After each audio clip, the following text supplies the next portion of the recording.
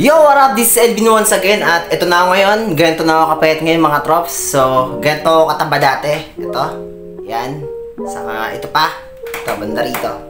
Ganyan ako kataba dati. So, ito pa. Nakikita niyo yung bilbil ko sa likod. Naglalalayin yung bilbil ko sa likod.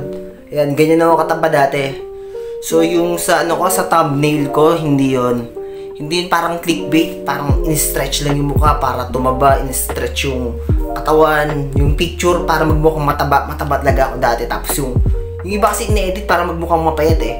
Tapos yung ano yung katawan, yung picture, in-stretch na ganun para magmukhang papayat. Mapayat talaga ako yan, yung pisngi ko. Yan. Nawala yung ano ko, face pad ko. Yan. Pumayat lang ako mga trops. May nagsabi parang hindi daw maganda, nagmukha daw ako may sakit. Diba, nagmukha daw addict. Pero, nanibago lang siguro sila. So, ang timbang ko dati, 71 kilos. Ngayon, ano na ako, 56 na ako. Pero hindi na ako bababa sa ano, hindi na ako bababa sa 56. May-maintain ko lang yung 56 or 57. May-maintain ko lang yung mga trops. Hindi ako, parang wala talaga ako sa BMI, yung body mass index. Pero, sa sarili ko lang pa ano, parang hindi naman siguro masama kung wala ako sa BMI. Kasi, sabi ko nga, meron mga boxer o di kaya mga fighter na ang bababa ng timbang na hindi naman pasok sa BMI nila. Ewan ko, correct nyo lang ako, baka mali pa na ako. Katulad nila Naoya Inoue o di kaya nila Donaire. Ay, si Donaire kasing tangkad ko yun eh, 5'7 ako eh. Pero hindi naman siya pasok sa body mass index niya, diba? Ganun, bantamweight to. Disclaimer lang mga trops, hindi po ako professional sa ganitong larangan. Siyempre, baka sabihin nyo, nagmamagaling-magaling ako, nagtuturo ko kung paano pumayat. Sa akin lang, share ko lang kung ano yung experience ko, paano ako pumayat. So, ang advice ko sa inyo, bago kayo mag-try sa mga ganitong, tawag nito, pagpapayat na ganito, siguro kailangan nyo muna, siyempre, kumonsulta sa inyong mga personal na doktor. Di kaya kung wala kayong personal doktor, kumonsulta muna kayo sa doktor kasi baka meron kayong sakit sa puso o di kayo meron kayong mga malulubhang sakit. Tapos ginawa niyo yung ginawa ko, hindi pala babagay sa inyo. So, sisisihin pa ako ng mga magulang niyo o sisihin pa ako ng mga mahal niyo sa buhay o kung hindi man kayo mismo sisihin niyo ako. Syempre, kumonsulta muna kayo sa sa personal doktor niyo. Ito na nga yung mga ginawa ko mga trops kung bakit ako pumayat ng ganito. Ito yung mga ginawa ko, eat less, move more. So sa eat less, hindi ako gaano nagpapakabusog. Tama lang, pagkakain tayo, hindi ko sinasabing magpakagutom tayo. Ang ginawa ko, eat less. So pag eat less, tama lang yung busog. Sabi ni Dr. Willie Ong to, pag gusto mong pumayat, dapat tama lang busog ka, wag yung busog na busog. Yung pagkakain tayo, iba kasi definition lang ng busog. Ito yung tiyan nila.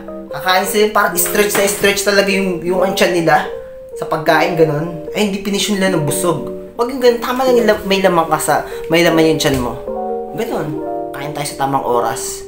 Hindi ko sinasabi, huwag kayong kakain, huwag na kayong kumain, pakagutom kayo, huwag kayong kakain. Huwag naman ganun, mali naman yun. So, eat less lang, huwag yung masyadong busog na busog, bundat na bundat. Hindi maganda yun sa sa katawan. Sabi ni Dr. Willie Ong, hindi ko in-invento. Tapos, inaral ko itong mga ginagawa ko, nag-search ako, nagbabasa ako. Inalis ko lahat ng lahat ng matatamis, gaya ng donut, saka soft drinks, walang donut, walang soft drinks, tapos lahat ng mga junk foods. Inalis ko yan. Tumatalsik na naman yung rabies ko. Inalis ko yung junk foods, tapos lahat ng preservatives. Inalis ko inalis ko yun. Siguro, kinakain ko na lang siguro, na matamis siguro, grapes, mansanas, may matamis pa rin doon, pero hindi siya katulad ng tamis na makukuha mo sa donut, tamis na makukuha mo sa soft drinks na napaka-unhealthy. Ganun, basta walang matatamis. Walang matatamis, tapos walang mamantika. Inalis ko yung matatamis, inalis ko yung mamantika, gaya ng mga basta alam niyo naman siguro yun, walang matatamis, walang mamantika, ayun yung ginawa ko. Nami-misinterpret ka nila ako, akala nila pumayat ako kasi nagpapagutom ako, hindi ako kakain. Kakain naman ako. Iba lang siguro yung kinakain ko sa kinakain nila. Ang kinakain ko kasi, hindi sa pagmamayabang, kinakain ko mga prutas, ganun. Parang yabang pakinggan. Yabang mo pakinggan. Mga kinakain ko, prutas, saging. Saging pala, prutas yun. Saging, avocado, grapes, mansanas, ano pa ba? Basta yung mga prutas na may kita ko. Meron pa eh. Papaya, kumakain akong papaya. Ganun, paulit-ulit yun. Paulit-ulit, kumakain akong papaya, saging, mansanas, apple, grapes, papaya. Ayun yung mga kinakain ko. Bala ko bumili ako ng blender. Pagsasama-samahin ko siya. Ayun yung mga kinakain ko. So, bihira ako magkanin. Kung nagkakanin pa rin ako. Kung magkanin man ako, siguro, yung totoo, hindi ako magsisinungaling ha. Kung magkanin man ako, siguro, twice a week. Pero pag nagkanin ako, gusto ko ang ulam ko, ligo sardines.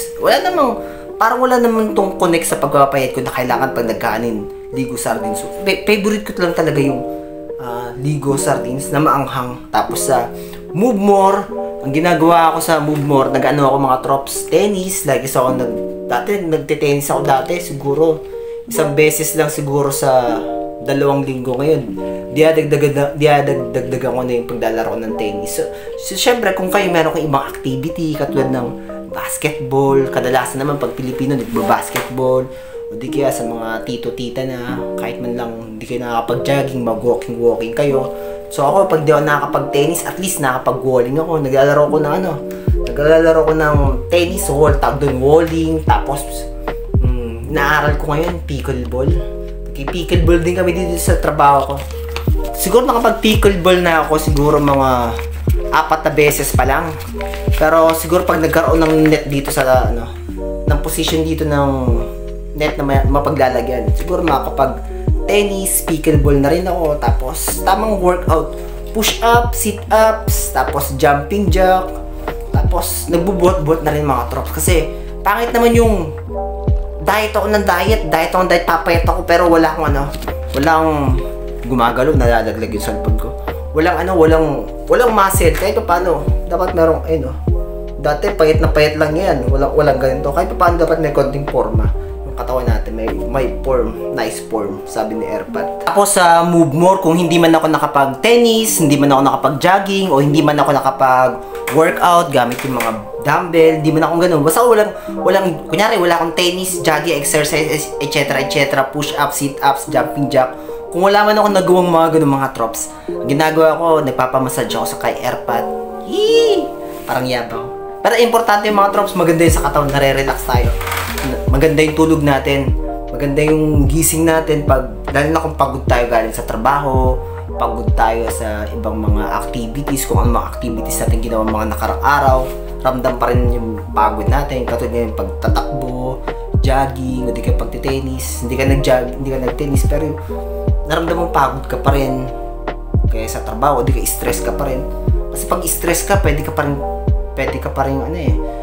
pa rin hindi maganda sa katawan yun. So, importante yun, pag di ako wala akong mga activity na mga ganun, tennis o di kaya workout. Importante yun, nagpapamassage ako sa kila Kuya Joe, sa kaibigan ni Airpat, o di kaya sa Airpat ko.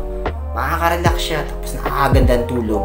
Speaking of tulog, alam nyo ba, sabi sa pag-aaral na nakakatulong sa pagpapapayat yung natutulog tayo. So, ugaliin natin matulog tayo ng at least 7 or 8. Mas maganda, mahabang tulog. Huwag lang yung sobrang tulog naman na yun. Parang 10 araw ka nang matutulog. Yung parang tulog na wala nang gisingan. Masakit na sa katawan yung mga trops. Yung tamang tulog lang. Alam niyo mga trops, yung pagtulog, sabi nga sa pag-aaral, nakakatulong yun sa pagbabawas ng timbang. Saka ginagawa ng mga atleta, ng mga boxer, para magbawas sila ng timbang, yung tulog. Kasi pag tutulog ka, nakakapagpahinga yung katawan mo. Tapos bukod dun, di ba sabi ko dapat pag magda-diet tayo, magbabawas ng timbang, eat less. So pag natutulog ka, hindi ka kumakain nun. Mas mahaba yung oras na hindi ka makakain nun. Diba? Pero hindi ko sinasabing huwag kang kakain, kain ako pa sinasabi. Kain pa rin kayo. So, sabi nga nila, pag lack of sleep ka, di ka gano'n tulog, konti lang ang tulog mo, mas matako ka nun. Kain ka ng kain nun, mas malamang kakain ka nun. So, tulog tayo. So, para makatulog tayo palagi ng mas mahaba sa gabi, kung wala naman kayong ganong mga importanteng ginagawa o pinagkakabalaan o trabaho, wala naman kayong importanteng pang gagawin pa sa gabi, tulog tayo maaga. Para makatulog tayo maaga, bawas-bawasan natin yung pagse-cellphone, na kasi yung pagse-cellphone nakaka-dry yun ng mata, nakakakonsumo ng oras na imbis na ipagpahingan lang natin, so i-cellphone pa natin. So, tulog tayo ng maaga. Para makatulog ng maaga, wag na tayong magkape bago matulog. Yung mga may hilig magkape dyan, wag na matigas ang ulo. Kung gusto nyo makatulog ng maaga, wag na magkape bago matulog. Bago matulog, at least nakakain na tayo 3 hours ago. Wag yung kakain pagkatapos natin kumain, diretso tulog na, masama yun sa katawan. Pwede kang bangungutin doon, saka nakakasira doon ako ng metabolism. Hindi ko, disclaimer lang, hindi ko inaral yan. Natutunan ko lang, sabi ng mga doktor yon, sabi ni Dr. Willie Ong, nakakasira ng metabolism yung kakain ka, tapos diretso tulog, diretso higa. So, pagkakain natin, bago matulog, sabi ng mga doktor, gaya ni Dr. Willie Ong, palipas muna doon ng 3 hours ago bago matulog. And last, syempre, repetition. Kailangan paulit-ulit natin itong gagawin. Yung mga sinabi ko, magiging nonsense yung mga in-advise ko.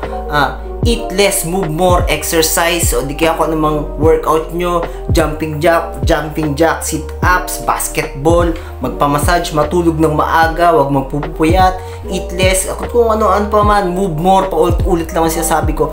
Magiging nonsense yun lahat kung hindi nyo gagawin nyo ng repetition. Kung gagawin nyo man yung mga sinabi ko, gagawin nyo lang siya ng 1 araw, 2 araw, 3 araw, pagkatapos nun, balik ulit sa normal, kain na naman kayo ng mga di magagandang pagkain, mga unhealthy na pagkain, lahat ng mga matatamis, kain ng mga donuts, o di kaya mga sodas, mga soft drinks, lahat ng mga mantika, mga junk foods, mga preservative foods, lahat na ngayon babalikan nyo.